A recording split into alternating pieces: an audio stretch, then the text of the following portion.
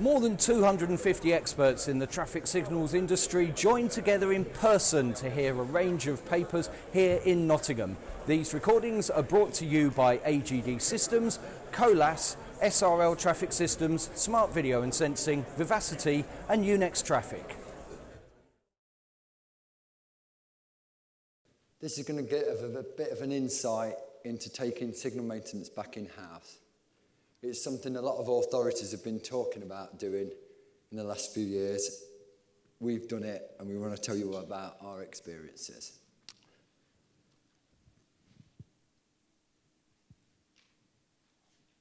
How does this work? Okay. I'm pressing that.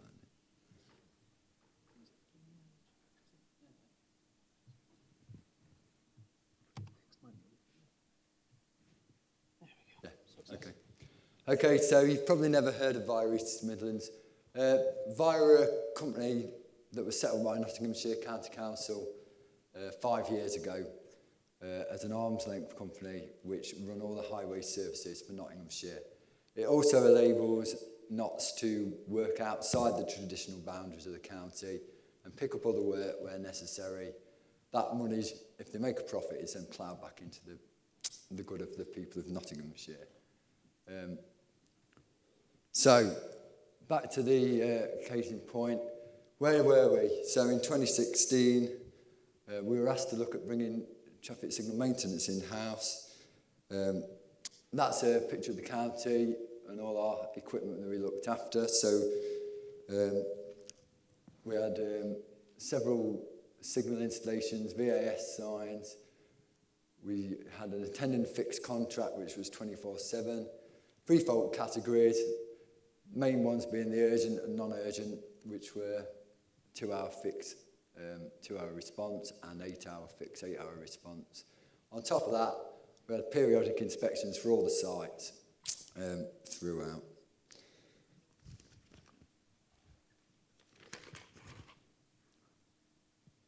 So, at that time, back then, we needed to carry out all these services, and to do that we had the following. So Denique did our first line maintenance.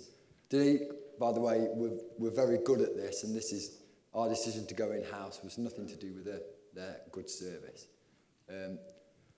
We had our own electrical operations department. They did all our own installations anyway and had done for many years. We had a Via consultancy department, which is the design and network management. That's what I'm part of.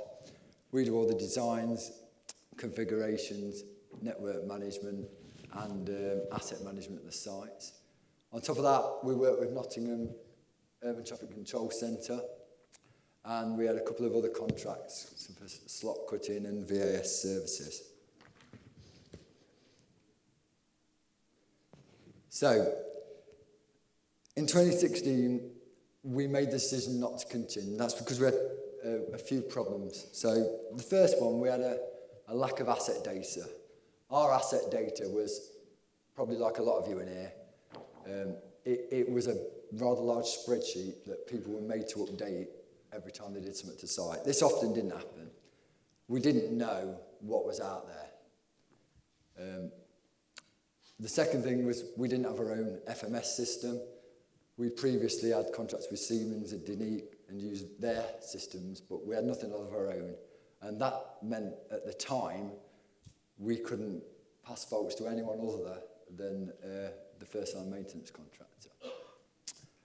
Lack of day-to-day experience was another factor. So we had nobody who went out there and fixed faults. And of course, lack of spares for older controllers. Some of you may recognise the old GEC controller there. Probably not many of them left anymore. So, in order to get our system and our assets sorted, we bought Imtrack from Peter, who you will all know. And that enabled us to get all our site inventories up on the system. Now, that was quite a team effort. We had to get all 470 odd sites on there by literally going to every site, loading the data on and verifying it. It also enabled us to get all the drawings and specs on there. Of course, it enabled management of faults, KPI reporting, and other services such as your Lexon coding inventory and your asset management profiling. Just a key thing on that, that also enabled us as a design team to use our time a lot better, because we used to have, as usual, a system in the office and a site pack on site in the controller. If you'd forgot a drawing or there wasn't one on site, you used to have to come back to the office and get it. With this system, you just click on it on the tablet, and that really helped us out with fuel and time. So the last piece of the jigsaw, of course, was we didn't have that experience. So that was the project team that we had at the time. So Chris, me, Mark, and then we were all there already. And you can see what we were responsible for. We added Adrian Foster midway through. Some of you might know Adrian from years ago. I think he worked for Dinique or Peak for many years. He joined us as our head of electrical operations, so street lighting, EV chargers, and he'd actually been an engineer out on street. So that gave us that prompt to say, you know what, we can do this. So the project plan. So we basically had to write down everything we need to consider. So if you're thinking of doing this, this is your list. So first of all, your cost. Senior management want a business plan. How much is it going to cost? What savings are they going to make? What simple things, what are you going to pay your engineers? How much are spares going to cost? Vehicles, etc. Vehicles again. What vehicles do people need? Another problem we had was a lot of companies out there, their engineers have vehicles for personal use. That's something, unfortunately, we weren't able to offer. So how would that affect recruitment? Again, your personnel, recruitment, who's out there? We know it's a difficult market at the minute. And how many people would you need? Spares, what do you need? What numbers, what's most used? Is anything difficult to get hold of? Obviously, we've heard about the demise of incandescent lamps of late. Repairs, warranties, things like that, all need to be sorted out. ICT, laptops, tablets, the list is ever increasing for the stuff that the engineers need to carry. One problem always seems to be corporate IT. You know, you get to the case where you want to connect to a controller, but they won't allow that. So you end up engineers having to carry 2 laptops around all the time. Tools and equipment, obviously you've got all the standard hand tools, handsets, etc. Storage, we had a storage unit where we kept signal poles, signal heads, but that wasn't suitable for storage of CPUs and doing all the testing and stuff like that. And of course, call out. We didn't have a call out rota, so how often would people need to be called out, what systems would be in place, etc. So I'm going to concentrate on the personnel side. So you can see up there the issues we had. So this was the most important thing, the engineers, and that's it really in a nutshell. Our difficult thing was TUPE. So when you move across companies, I'm sure you've all been involved, those of you who run maintenance contracts, you do not know who's going to transfer. So when we were doing this, we were either going to get 3 engineers or 0. And that makes it very difficult to plan. So what we had to do, we advertised for a senior engineer. Luckily, we got one. We also got an interest from an installer who wanted to train up as an engineer, which he then came across. So that kind of left us with a bit of backup there. So much so that if no one transferred the first day, we've got some people, and they even talked about getting me a ladder to go out there just in case. Luckily on day one engineer did transfer over, so we had the staff that we wanted.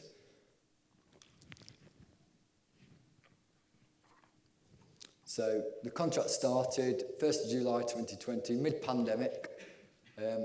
The vehicles weren't ready. Some processes we had, they weren't in place. A lot of training got delayed. This is on top of there being backlogs in all the other work that we were trying to complete at the time. The pandemic also meant we weren't able to get that senior engineer and the installer to train up beforehand. They literally started, I think, 1 week before in order to help us get going. So the first month's results, I compared it year on year to the previous contractor. There was an additional 76 faults, which was a massive amount extra in a month on 400 odd sites. As you can see, we got our KPI target in most of the categories, which is set by the county council. But we did notice that we thought we needed an additional engineer to support standby and backup services. So we did employ another engineer later in the month. That allowed us to be more flexible across the maintenance, design and installation teams. So for example, he could then go along and set up AGD detectors and help with commissionings that others had previously done. Challenges faced, obviously COVID, I shan't go into that. I'm sure you've all had the same issues. The EU Working Time Directive, that was quite an interesting one. We found that we had to restrict hours when people were doing switch-on, switch-offs, and that they weren't classed as, because switch-offs were classed as planned works rather than reactive. So there's some issues around that, which I think I've mentioned in my paper. Nottingham West Transit, that's the tram system. We'd never used trams before or maintained them, but they came online at the same time. So you had additional issues with working under the OLE equipment and two-man working. Full year results there. Over the year we had an extra 474 faults for whatever reason. I think we did have a bad batch of lamps at one point, which caused that. Overall, we met the KPIs. Again, that's year on year.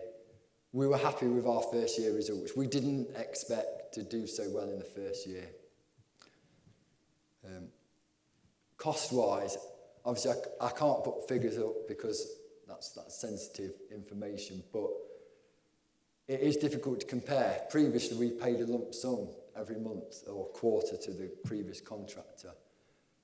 But we have been able to, we think, make savings in the second line maintenance. So previously, if a signal head had got damaged, that would have gone to our own people anyway, and someone would have gone out. But now that first engineer can go and fix it straight away. There was also switch-on, switch-off payments, which is the statutory service for roadworks that we have to provide at a fair cost. That previously went to the maintenance contractor, and that now comes to us. So, advantages and disadvantages there. Greater flexibility we found, cost savings, switch-on, switch-off payments. We've got full ownership of the whole lot, so if we want to change anything we want to do, we can do that at any time. And it's given us a one-team mentality, so across design, consultancy, and installation and maintenance, we're all working together. Disadvantages, we don't have a nationwide backup for circumstances. Spare stock need to be managed because we don't have as much there. And there's no one else to blame, basically, if it goes wrong. So, in conclusion, if it's something you think about, it is possible. Preparation is the key. Personnel, I'll say again, your engineers is the number one priority. And don't be under any illusion. Some of the simple sounding issues are the most difficult to overcome. How hard can it be to order a van and get it racked out? There we go.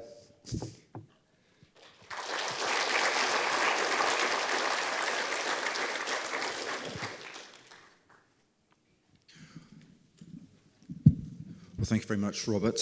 I've spent most of my time doing design, but I do try and think of the maintenance engineer or whoever has to fund the maintenance of what I've designed. So seeing things like this really does make you think as a designer. I don't want it to be a problem for someone who's there in the dead of night. Speaking of the dead of night, have you found that this contract makes it easier to go and look at things outside of hours, say when a detector only plays up when there's nothing around or you get crosstalk? Is this easier, or did you not have problems with that before? No, we did have a good relationship with our previous contractor, and to be fair, they would react when required. But what's made it easier is that we can just do things ad hoc more. You know, if you decide you want to go in the morning and look at a certain site, you can ring up and say, come on, let's go and have a look at this, and we'll get it sorted now. So it's helping with complaints, things like that, getting things sorted out much more quickly. I suppose there's more, you feel like you own that problem rather than you're passing it off onto someone. That's right, yeah. Okay, that's great. So, questions. I can see Robert from City of Edinburgh, who obviously shares having to deal with trams with you. Thank you. Really interesting presentation. I just wondered if you'd kind of reached out to other authorities who've done something similar. Newcastle, I'm not sure if they still do, but they're probably one of the big ones that did their own thing. Are you thinking of extending it, say, to installation work as well? Yeah, I'm not sure if it came across too well, actually. We already had our own installation team. We'd had that for many years, so anything that we designed, that went to them anyway, so they've been in-house. I was aware of Newcastle doing it themselves. I don't know the Newcastle guys, to be fair, but speaking within the industry, I think there's 2 or 3 authorities doing it, and other authorities have spoke to us and sort of said, oh, we were thinking of doing that kind of thing, and that's kind of what's prompted the presentation, really. Okay, and I can see Lyndon from Reading there. Hello, it's Lyndon. I happen to pick up on the restriction of a backbone support system, and in particular for spares, etc. You clearly know that there are a number of local authorities already doing the same kind of thing. Have you thought of reaching out to each of them and say, look, we can pool our spares, so that when any one of you haven't got a particular spare, you can reach out to them, borrow theirs whilst yours is getting repaired or something, and then sort of equally give them the support as well? I mean, we haven't had a spares problem as of yet. Now, this might come at some point, but I would say, as an industry, someone in I don't know, Dorset could be throwing away a controller that you in Reading need, and you would never know that. And that's probably everyone in this room. We all probably want each other's stuff, and I don't know, maybe one day could be some kind of forum to say, does anyone need an old GEC or something and to keep a site going? I don't know, but that's a good idea. Yeah. I can say that my Tele 12 spares went to Liverpool when I moved them out, because I made that reach out and asked if people wanted it. It's especially useful when you know that, you know, they literally don't make this equipment anymore. So the only way to get it is to talk to your colleagues in other areas.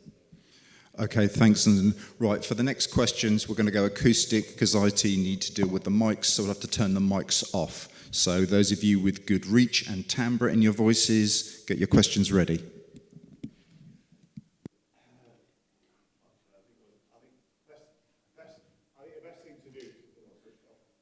Thing to do, to be honest, is finish your questions, and then we're going to have about a sort of 1 minute break where you're going to have to speak amongst yourselves, because you can probably hear there's some feedback. The guy's going to come and see if he can drop the general sort of mic gain. I mean, it's even coming on this one, so apologies for this. So by all means, finish your questions, and then I'll get the guy in. Okay, so further questions? Or, oh, that's impressive. Right, okay. What we can break now then, just for a few minutes, or do you want to keep going? No. Just if you could just bear with us just for 2 minutes, but thank you very much. Cheers.